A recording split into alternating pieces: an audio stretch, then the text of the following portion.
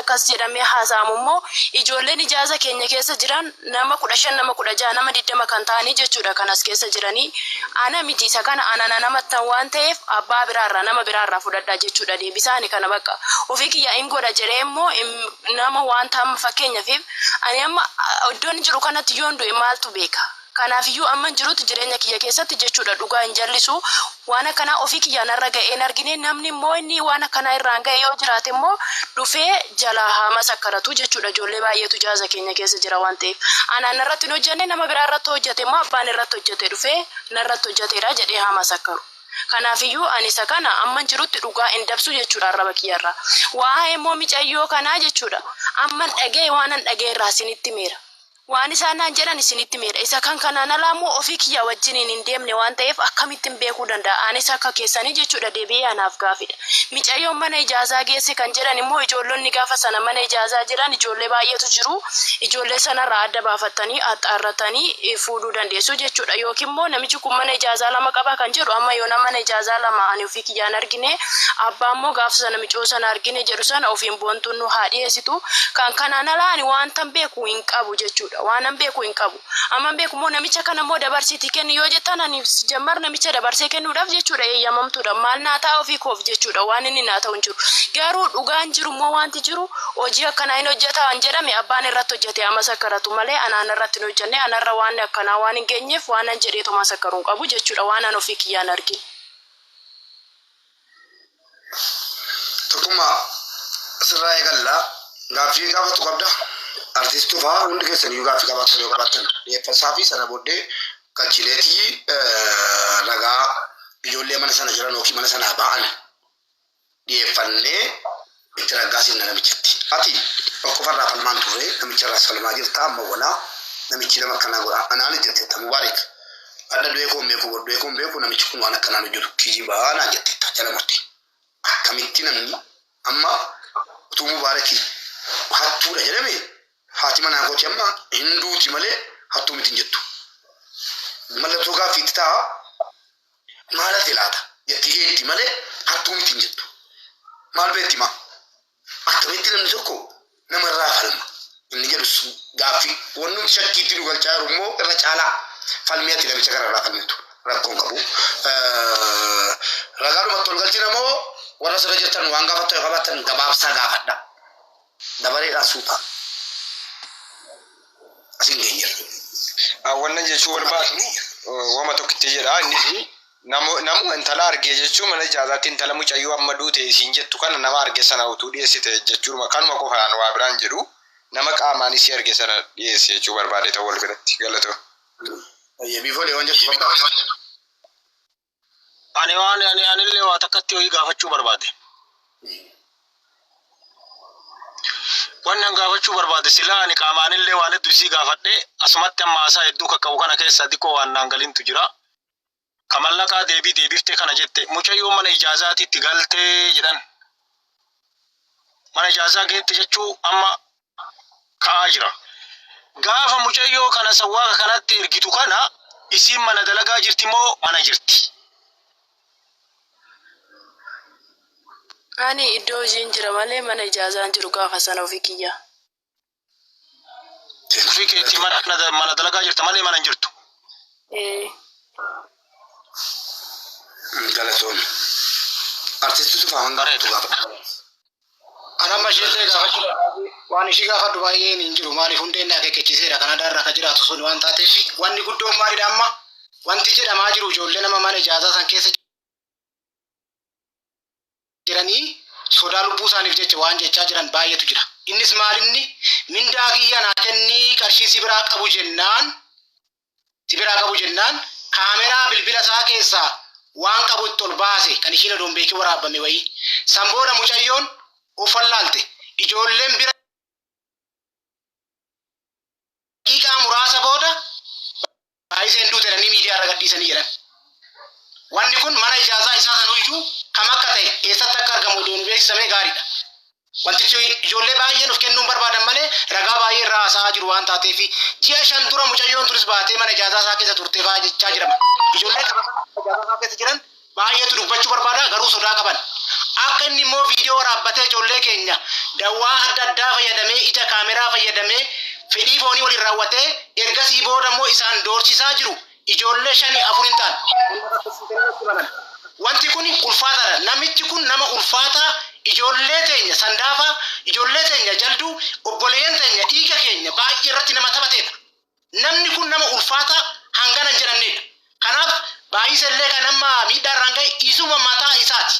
Ijoollee baay'een dubbachuu sodaata waan taate qabatama manni ijaazaa isaatis inni illee to'atamuu qaba. Sanbooda ijoolleen akka ragaatitti keessa waan baay'ee kennan baay'eetu jira. Kan irraa qabaan barbaachisu kanumaan jechuu barbaada. Ulfaadha. Gaaffii qabdan qabdu Nagaasa akka maatiitti. Ila waan tokko ibsa mana kanaatiif akka gaafiitti illee Mubaarak isumaa waan gaafachuu barbaade wayiitu jira.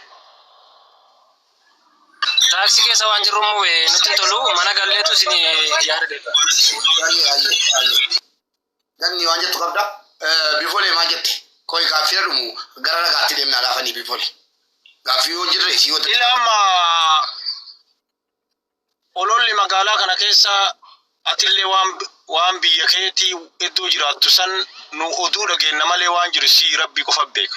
Nullee waan magaalaa kana soba fidanii dhugaa fidanii waan jiru ni beekna. Abbaan fedhe waan fedhe haasa'u. Mucayyoon tuni lakkoofsi isiinii dalagaa waan jettu kaaftan. Yookaan namatu kaasee guyyaa ganaa booda na bira dhufee jechuun ni dandeettan. Akka namaa mindu gongore. Abbaatu jedhee eeyyee. Mucayyoo koo bilbila sirratti erga si lakkoofsi kun nan sila jecha bilbilanii lakkoofsi isiinii dalagama hin dalagaa. Abbaatu jedhee abbaa dhalchee jedhee abbaata asirratti hin jenne bakka biiroo sanatti sirkii sii maaltu kaasa reenaa jedhinaa gaafadhu jedhan naqachi taa'ee Amaariffaan haasa'aa ture namicha wajjin. Lakkoofsi amma dalagaa. Amma dalagee dhiisee biifoolee ani beeku. Lakkoofsi nu fuudhuu dandeettanii. Amma hojjetaa. Ila maaliif jedhee Mubaarak wanni siifuuf jira. Wanni siifuuf jira gaafii namaa gaafatte naa jedhe Mubaarak waan siifuuf jira. Biyya kanatti akkuma siin dura siin jedhe san yoo mucayyoo tana iddoo karaa deemaniin wanni akkasii irra ga'e. Mootummaan jawaala kafeeti jawaalallee jawaalallee waan isiisan fuudhanii yoo duutellee yoo jiraattellee mana yaalaa geessanii yoo bilbili sun bilbilame mootummaan kaaftee mana yaalaa biyya kanaa bar mootummaa keessa jira waajira keessa jira mana yaalaa biyya kanaa kaaftee isin zarii eebaluuti yoo zarii eebaluu taate rakkoo akkanaatiin bakka akkanaa jirtii jedhee kaasuu ni danda'a mootummaan takka yoo ammoo yookaan nama keenya Itoophiyaa ta'i yookaan ammoo Bangaaliiwwan sanniin ta'i mootummaa yoon ta'i yoo namni biraa bilbila mucattii kabaasu ta'e kakaasu ta'e mucattiin duutee maal goonaa qaayina maa warrallee boochifna. Ila wanni isinii galuu qabu. Anama fakkeenyaaf karaa deema makiinaan rakkoo wayyoon irra ga'e namni karaa deemullee mootummaallee kaameraan biyya guutuu to'ata waan ta'eef dhufanii bakka saniin akkaasan mana yaalaa nageessan yoo bilbila kiyya ammoo bira kaayan bananii yoo namni kiyya narra bilbile ati zarii eebaluuti mucaan kun dhukkubsatee yookaan balaa makiinaatiin miidhamee mana yaalaa akkanaa jira koo tana keessa laalladhaa jetti. Yoo ammoo namni biraan ukkaamsee bilbila narraa kaase namuma na ukkaamsee namuma mucattii sanachi baasee harka jirti mucayyoon tun maal goonaa duute jennee faarsinaree yoo bilbilli isii kaame jedhame. Ayyee al tokko Nagaasaa dubbii bareedaa kaase kanaafan tokko ija hanqoftee haasa'uun hin ta'u. Waan hin beekne danuutu gadi baara. Nagaasaa abbaadhaan bilbilicha fuudhii keessaan na ergi amma banaadhaa jedhiin gidduu kana banaadhaa naa jedhiin miti.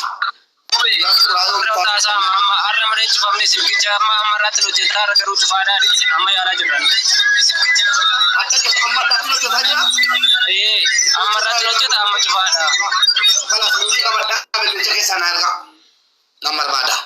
Dhageessanii maatii dhagaa abbaan yoo ana ta'e yoo nama biraa ta'e sini galee shakkuu dandeessu.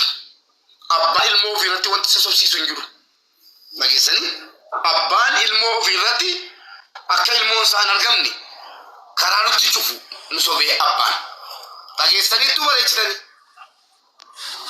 abbaan hin bilbilataa ture akka gaarii dhagaar ayye ganni waan gaafattu qabaatti itti dabaleeti ragaa qabnutti deemna Anillee inni dubbateera waan dubbachuu barbaadu ana dubbateera beektaa dubbate namni beekaan bar dubbii nama harkaa fixaa beektaa anillee waan maka nagaa dubbachuu barbaade ture dubbate na harkaa fixee ture bakka dubbate waan ta'eef waan irra deebi'uun jiru isii warri koomentii warri jala jirtan uummanni namni koomni shanii fi lama jala jirtan kun qabadhaa dubbii sirriitti dhugaa rabbi dubbii sirriitti qabadhaa eessa akka dubbiin jirtu qabadhaa sirriitti kan maal jedhamu beek inni dubbatee jira irra deemuu barbaadu waan dubbachuu barbaade inni dubbatee jira. Siifan waan jettu qabda. Okay, waan jedhuun qabu gaa Mobe si ergeera mobe. Tole. Ayyee dubbadhu. Ani mucattiin kun ijoollee gandaa erga taate haasaadhumti haasoftu iyyuu namuma obboleetti yookiin namni gandaa biraa du'e miti akka waan namni saree du'e tokkotti ilaalaa hin jirtu. Kana yeroon jedhu namni 15 kun Oromoodha saba keeti. Mucattii duuteef fira taanee siif orman taane as bahi viidiyoo